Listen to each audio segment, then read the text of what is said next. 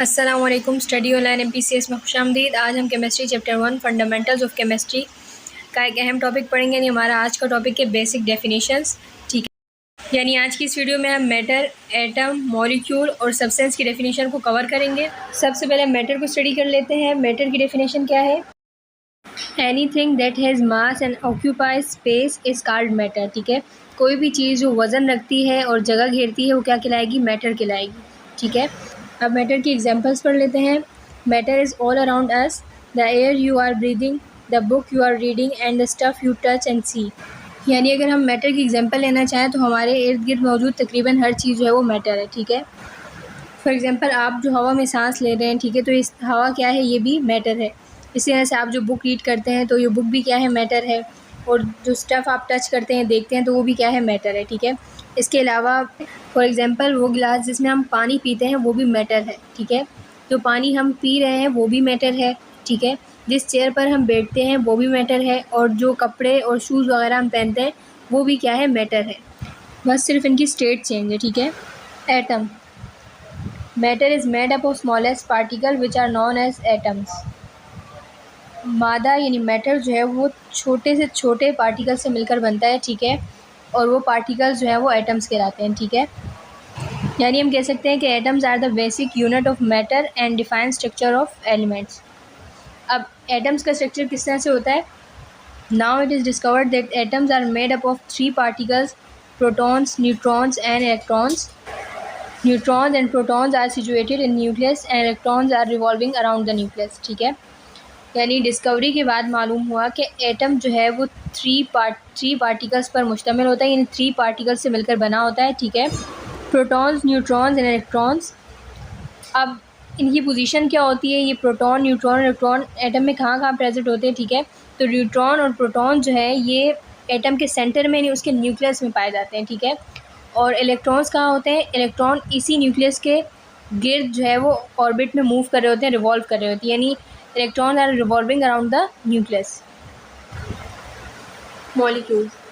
Molecule is the smallest particle in the chemical element and compound that has the chemical properties. ठीक है, यानी molecule जो है किसी भी केमिकल कंपाउंड या केमिकल एलिमेंट का जो है वो स्मॉलेस्ट पार्टिकल होता है। ठीक है, अगर हम इसको इजी वर्डिंग में डिफाइन करना चाहें तो हम इसको इस तरह से डिफाइन कर सकते हैं, molecule is chemical combination of atoms. ठीक है, मॉलिक्यूल एटम्स की केमिकल कम्बिनेशन है, यानी बहुत सारे एटम्स कंबाइन होने के बाद मॉलिक्यूल बनाते हैं। ठीक है, अब हम मॉलिक्यूल की टाइप्स पढ़ लेते हैं। On the basis of atoms molecule की डिफरेंट टाइप्स होती हैं। ठीक है, जैसे mono atomic molecule, diatomic molecule, poly atomic molecule. ठीक है, तो मोनो एटॉमिक मॉलिक्यूल वो होते हैं जो एक एटम से मिलकर बने, यानी एक एटम पर मुश्तमिल हो। ठीक है, जो एक एटम की फॉर्म में पाए जाए, जैसे helium, argon, krypton, xenon and radon. ठीक है, ये मोनो एटॉमिक मॉलिक्यूल है।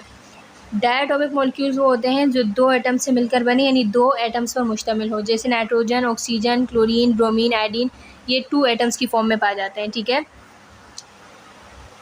पॉली एटॉमिक वो होते हैं जो 2 से ज़्यादा एटम से मिलकर बने या 2 से ज़्यादा एटम्स पर मुश्तमिल हो, जैसे ओजोन, फॉस्फोरस, सल्फ़र। ठीक है, मॉलिक्यूलर फार्मूला में अल्फ़ाबेट के साइड पर नीचे जो नंबर लिखा जाता है उससे आपको मालूम हो जाएगा कि मॉलिक्यूल मोनोएटॉमिक है, डायटॉमिक है, पॉलीएटॉमिक है। ठीक है, जैसे हीलियम के नीचे जो है कोई भी नंबर नहीं है तो इसका मतलब है कि 1 है, तो ये मोनोएटॉमिक मॉलिक्यूल है। आर्गोन के नीचे भी कुछ नहीं है तो ये 1 है, तो ये मोनोएटॉमिक मॉलिक्यूल है। इस तरह से नाइट्रोजन के नीचे साइड पर 2 है तो ये शो कर रहा है कि ये 2 एटम से मिलकर बना है, ये डायटॉमिक मॉलिक्यूल है। ठीक है, इस तरह से नीचे ओजोन के मॉलिक्यूल की साइड पर 3 है। ठीक है, नीचे, तो ये शो कर रहा है कि ओजोन का मॉलिक्यूल 3 एटम से मिलकर बना है, तो ये पॉलीएटॉमिक है।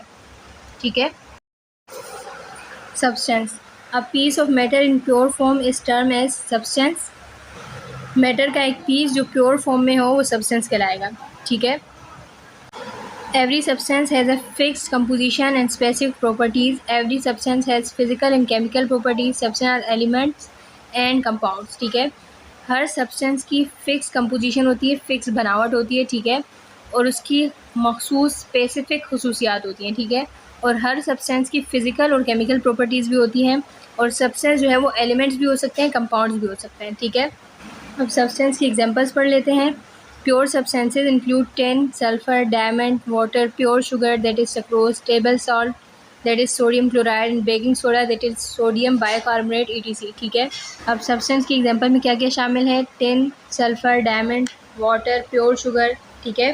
जो सक्रोज होता है, टेबल सॉल्ट सोडियम क्लोराइड होता है। ठीक है। और बेकिंग सोडा, ठीक है, जो सोडियम बाइकार्बोनेट होता है। ये सब क्या है? ये प्योर सब्सटेंस की एग्जांपल है। इस पूरे लेक्चर की समरी क्या है कि इलेक्ट्रॉन्स, प्रोटॉन्स और न्यूट्रॉन्स जो हैं वो मिलकर एटम बनाते हैं। ठीक है। वन और मोर यानी एक या एक से ज़्यादा एटम्स मिलकर मॉलिक्यूल बनाते हैं। बहुत सारे मॉलिक्यूल्स मिलकर मैटर बनाते हैं। ठीक है।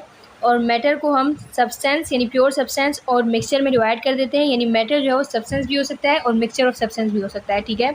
सब्सटेंस को फर्दर हम एलिमेंट और कंपाउंड में डिवाइड कर देते हैं, और मिक्सचर ऑफ सब्सटेंस को हम होमोजीनियस मिक्सचर और हेट्रोजीनियस मिक्सचर में डिवाइड कर देते हैं। ठीक है। आई होप आपको आज का टॉपिक समझ में आ गया होगा। वीडियो को लाइक और चैनल को सब्सक्राइब करना ना भूलिएगा, और बेल के आइकन को लाजमी प्रेस कर लें ताकि मेरी हर नए आने वाली वीडियो की नोटिफिकेशन आपको मिलती रहे।